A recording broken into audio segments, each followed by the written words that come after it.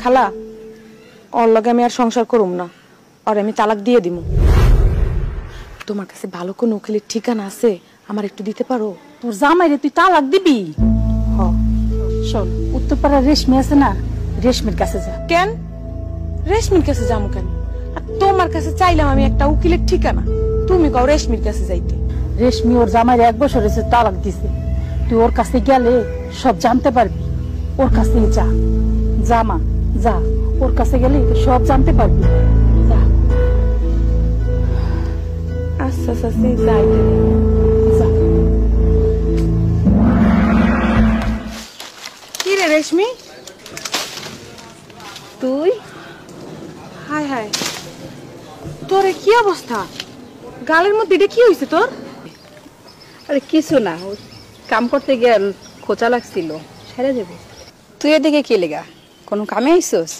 না আইলাম আর কি তোর একটু দেখতে, কিন্তু তোর চেহারা এমন হয়ে গেছে কেন? তুই কি সুন্দর একটা মাইয়া ছিলি, ধবধবে সাদা একটা মাইয়া, এখন কালির মতো হয়ে গেছো কেন? হ, সুন্দর একটা মাইয়া ছিলাম, কিন্তু কাম করতে করতে এমন হয়ে গেছে, রোদ্রে থাকি, চুলার পারে থাকি, সব কাম করতে হয় তো এই লেগা। তুই কি কইতেছিলি ক? আইছিলাম তোর কাছ থেকে একটা পরামর্শ নিতে। শুনলাম তোর নাকি তালাক হয়ে গেছে। হ, তুই ঠিকই শুনছস, আমি তালাক দিয়ে দিছি। এর লেগে তোর কাছে আইছি। আমি না আমার স্বামীরে তালাক দিয়ে দেব, তোর কাছে আইলাম। তুই আমার একটা উকিলের ঠিকানা দিতে পারো? তুই যারে দিয়ে কাজটা করাইছো ওই উকিলের ঠিকানা দিলেও হইব। কি খোঁজ তুই? তুই ভাইবা চিন্তা কথা কইতাছস? এই যে তুই কইলি না আমি খুব সুন্দর একটা মাইয়া ছিলাম, সত্যি তো আমি খুব সুন্দর একটা মাইয়া ছিলাম। আমার বাপের একমাত্র মাইয়া ছিলাম আমি। আবার আমার ভাইয়েরা, ভাইগো কাছে তো ছিলাম রাজকন্যা। ভাইয়েরা আমার কোনো কথা মাটিতে ফেলতে দেয়নি, আমি যা কইতাম তাই আমার ভাইয়েরা শুনতো। বিয়ের পর আমি শ্বশুর বাড়িতে গিয়েও রাজরানী হয়েছিলাম।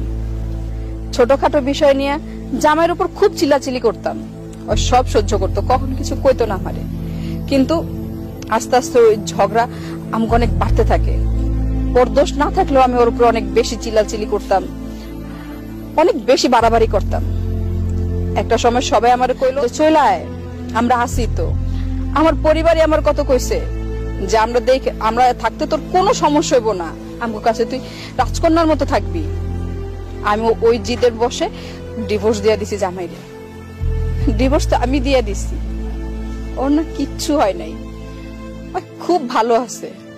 কিন্তু আমি আমাগো নিজের বাড়ির কাজের মাইয়া হয়ে গেছি। আমি যদি ঠিকঠাক কাজ না করি তাহলে ভাবি আমার ঠিক মতো 2 বেলা খাইতেও দেয় না। একটু 19 থেকে 20 হইলে ভুল করলে মাঝে মাঝে গায়ে হাত তুলে মারতে আহে। ভাইয়ের কাছে উল্টা পাল্টা বিচার দেয়। আমার ভাইয়েরা এখন আমার কথা শুনাইতে ছাড়ে না। বাপমার কথা তো বাদই দিলাম, শোন আমি যে ভুলটা করছি ওই ভুলটা তুই করিস না। সবাই তোরে কইবো যে তোর পাশে আছে, তোর সাথে আছে, তোরে ভরসা দিব, কিন্তু কেউ তোর জীবনের দায়িত্ব নিব না। তোর জীবন সুন্দর করার, তোর জীবনের দায়িত্ব শুধুমাত্র তোর। কোনো ভুল বুঝাবুঝি হইলে, ছোটখাটো বিষয় যদি ঝগড়া থাকে, মানায় নিস। আমার মতো ভুল জীবনও করিস না বলি। বাকিটা হয়েছে তোর ইচ্ছা, তুই ডিভোর্স দিবি নাকি ভুলগুলা শুধরে নিয়ে ওইখানে রানী হয়ে থাকবি। তাইলে তুই যা, আমি এই কামটি যদি তাড়াতাড়ি শেষ না করি তাহলে ভাবে এসে অনেক কথা শুনাইব। আর যদি তোর লাগে গল্প করতে আসছি তাইলে এমন হচ্ছে মারতেও পারে। তুই যা।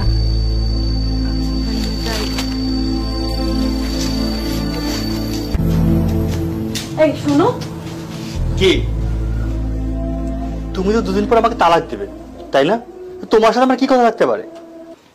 ও আচ্ছা, বুঝতে পেরেছি, তোমার যাওয়ার ভাড়া নেই তাই তো? এই ধরো, এই জীবনের লাস্ট বারের মতো তোমাকে টাকা দিয়ে দিচ্ছি। শোনো, টাকাটুকু আমার লাগবে না, আমি কোথাও যাব না। আমি কেন যাব? এটা আমার বাড়ি, আমার সংসার, আমি কোথাও যাব না। যেতে যদি হয় অন্য কেউ চলে যাবে, তোমাকে ছেড়ে আর এই বাড়ি ছেড়ে আমি কোথাও যাব না।